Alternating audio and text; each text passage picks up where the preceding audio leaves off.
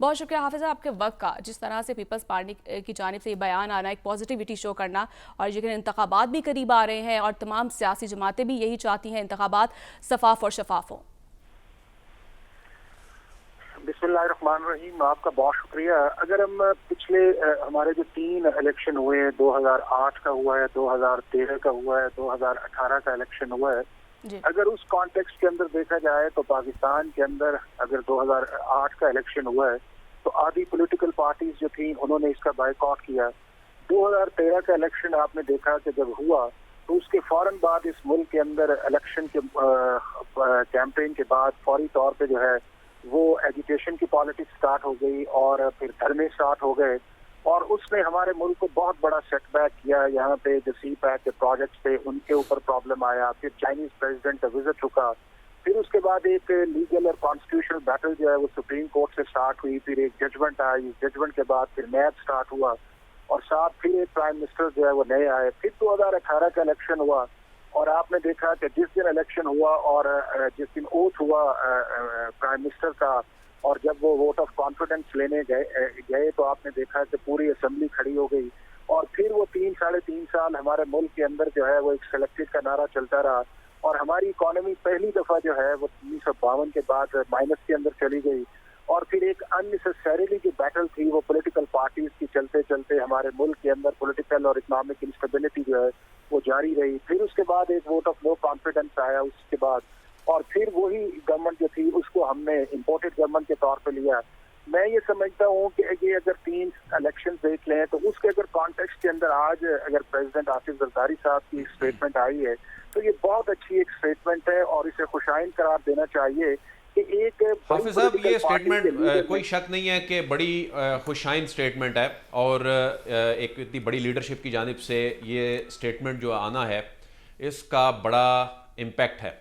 लेकिन क्या आप समझते हैं कि इलेक्शन कमीशन जिसकी ये एक प्राइम रिस्पॉन्सिबिलिटी है शफाफ इंतखाबात कराना, तो वो तासुर बनाना भी उसी का ही काम है, वो खुद ये तासुर कायम करने में किस हद तक कामयाब हो रहा है और लेवल प्लेइंग फील्ड से मुतालिक जो सवालात उठ रहे थे उसमें इलेक्शन कमीशन को इन चीज़ों को एड्रेस करने की कितनी ज़रूरत है? क्योंकि आसिफ जरदारी साहब का स्टेटमेंट आ जाना तो खुशाइन है, लेकिन जाहिर है जनरल पब्लिक के लिए भी ये परसेप्शन जाना, एक आम आदमी, एक आम उम्मीदवार जो इलेक्शन में उतरने जा रहा है, इलेक्शन में उतरने की ख्वाहिश रखता है, ये उसके लिए मैसेज जाना, परसेप्शन ये बनाना, ये तो इलेक्शन कमीशन की जिम्मेदारी है ना। देखिए 2 चीजें अदील भाई इसके अंदर अब इम्पोर्टेंट आई हैं। एक इम्पोर्टेंट ये आई है कि पाकिस्तान की सुप्रीम कोर्ट ने पहली दफा इस सारे प्रोसेस के अंदर इंटरवीन करके इलेक्शन डे की है और उसके अंदर इलेक्शन कमीशन ऑफ पाकिस्तान की रिस्पॉन्सिबिलिटी भी हाईलाइट की है और उसके बाद प्रेसिडेंट ऑफिस की भी हाईलाइट की और एक ऑर्डर दिया है कि अगर इससे कोई डेविएट करेगा तो हमारा एक कॉन्स्टिट्यूशनल रोल है, हम प्ले करेंगे। अब दूसरा जो इम्पोर्टेंट रोल है वो है इलेक्शन कमीशन ऑफ पाकिस्तान का, जो कॉन्स्टिट्यूशन के अंदर लिखा हुआ है free, fair and transparent election, और उसके 3 एस्पेक्ट्स हैं। एक एस्पेक्ट ये है कि पोलिंग डे से पहले क्या वो प्रोसेस जो है कि जिसके अंदर न्यूट्रलिटी भी रहे और जिसके अंदर इफेक्टिवनेस भी रहे, जो लॉज है उनको इम्प्लीमेंट किया जाए। और दूसरा इम्पोर्टेंट है वो इलेक्शन डे वाला दिन है कि जिसके अंदर तमाम लोग जिस पार्टी के हक में अंदर या जिस उम्मीदवार के हक के अंदर वोट डालना चाहें उन्हें कोई प्रॉब्लम ना आए और पोलिंग का अमल जो है वो स्मूथ रहे। और तीसरा उससे बड़ा सबसे है कि जब वो इलेक्शन डे का पोलिंग खत्म हो तो उसके बाद जो इलेक्शन रिजल्ट्स है उसके अंदर किसी किस्म के ऑब्जेक्शंस न क्रिएट हो। अब ये जो रिस्पॉन्सिबिलिटी है मैं ये समझता हूँ ये बहुत ही इंपॉर्टेंट है और इलेक्शन कमीशन ऑफ पाकिस्तान को शेड्यूल अनाउंस करने से पहले इन तमाम पॉलिटिकल पार्टीज को बिठाना चाहिए और इनके जो जेन्युइन कंसर्न्स हैं उनको उससे पहले एड्रेस करना चाहिए, क्योंकि ये इलेक्शन कमीशन ऑफ पाकिस्तान की रिस्पॉन्सिबिलिटी और इलेक्शन कमीशन ऑफ पाकिस्तान सबका है। दूसरा साथ ही इन पार्टीज की भी रिस्पॉन्सिबिलिटी है कि ये उस प्रोसेस के अंदर जब जाए तो उसके अंदर क्रेडिबिलिटी का जो आंसर है उसको हर वक्त डाउट की नजर से न देखें। अब आप देखें कि अभी प्रोसेस जो अभी शुरू नहीं हुआ और हमने इलेक्शन कमीशन ऑफ पाकिस्तान को बावजूद इस चीज के कि आर्टिकल 51(5) के नीचे जितनी देर डिलिमिटेशंस नहीं होनी थी, इन सारी पॉलिटिकल पार्टीज ने जो सीबीआई का हिस्सा भी थी उन्होंने उसके ऊपर क्रिटिसिज्म किया। बिल्कुल हाफिज साहब, बिल्कुल आप जी हाफिज साहब बिल्कुल आप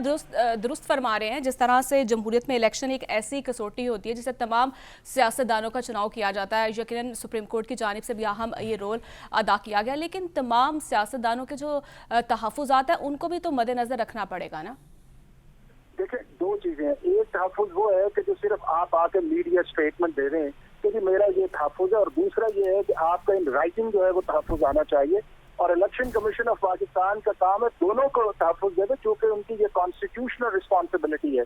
दूसरा इसके अंदर एक और बड़ा इंपॉर्टेंट है, वो ये है कि इलेक्शन कमीशन ऑफ पाकिस्तान के साथ साथ इन पॉलिटिकल पार्टीज को भी आपस में बैठना चाहिए और जो मुल्क के ब्रॉड इश्यूज हैं उनके ऊपर बात करनी चाहिए कि उन मैनिफेस्टो हमारा जो है मुल्क की governance, justice, economy, citizen prosperity हो, और जो भी इलेक्शन इसके अंदर जीते उसकी दूसरी जो पार्टीज हैं उसकी फतह को एक्सेप्ट करे, और जो हारे वो अगले इलेक्शन की तैयारी करे या ऑपोजिशन के अंदर रोल प्ले करे। लेकिन इसके अंदर एक और इम्पोर्टेंट है, वो मैं समझता ये हूँ कि चूंकि 5 साल का जो टेन्योर है वो हमारे लिए टॉलरेबल नहीं है। अगर पिछले आप 4-5 इलेक्शन की हिस्ट्री देखें तो तीसरे साल के एंड पे या चौथे साल के शुरू के अंदर हमारे मुल्क के अंदर एक पॉलिटिकल इंस्टेबिलिटी जो है स्टार्ट होती है। तो मैं ये समझता हूँ कि इस मुल्क के अंदर जो हमारा टर्म है इलेक्शन का उसको कम कर देना चाहिए, और उसके साथ तीनों इलेक्शन इकट्ठे होने चाहिए। सूबाई असेंबली या नेशनल के हो रहे हैं,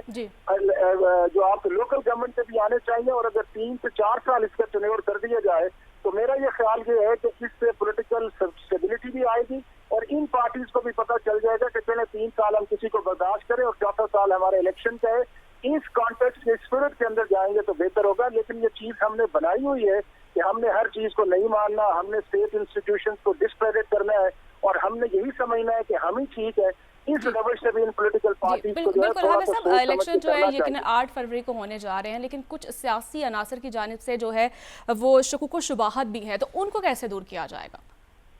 नहीं, उसके अंदर तो अब ये है कि किसी के आप एप्रीहेंशन पे आप किस हद तक डिस्कशन करें। जब सुप्रीम कोर्ट ऑफ पाकिस्तान ने इंटरवीन किया है, चीफ जस्टिस मौजूद हैं, 3 मेंबर्स बेंच का एक ऑर्डर है, इलेक्शन कमीशन ऑफ पाकिस्तान की अंडरटेकिंग है, उन्होंने आपने अगर वो ऑर्डर देखा हो तो शेड्यूल उसका हिस्सा है उस ऑर्डर का, और सुप्रीम कोर्ट की क्लियर डायरेक्शन है। उस ऑर्डर की मौजूदगी के अंदर अगर कोई एप्रीहेंशन करता है तो मेरा ख्याल ये है कि वो बड़ी गलत बात है। और सुप्रीम कोर्ट ऑफ पाकिस्तान ने कहा भी है कि अब आप इलेक्शन न होने पे बात न करें, बल्कि आप इस पे बात करें कि हमने इलेक्शन के अंदर जाना है और इस मुल्क के अंदर हमने किस लेवल की गवर्नेंस या ट्रांसपेरेंसी को इम्प्रूव करना है ताकि हमारे मुल्क की जो रैंकिंग है उसको बेहतरी आए। तो लिहाजा इस पे बात नहीं करनी चाहिए। हाँ, इस पे बात है कि जो फेयरनेस है, फ्री है, ट्रांसपेरेंट है, लेवल प्लेइंग है, इक्वल अपॉर्चुनिटी है, और एडमिनिस्ट्रेटिव टिल्ट जो है जो किसी इलेक्शन के अंदर जो है बड़ा इंपॉर्टेंट रोल प्ले करता है, उसके अंदर जो न्यूट्रलिटी है उसके ऊपर बात होनी चाहिए, और इलेक्शन कमीशन ऑफ पाकिस्तान को अबव बोर्ड होकर इन सारे इश्यूज को एड्रेस करना चाहिए। ठीक है, तमाम जितने भी मामलात उन्हें एड्रेस करने की ज़रूरत है। बहुत शुक्रिया हाफिज़ साहब हमारे साथ मौजूद थे। नाज़रीन,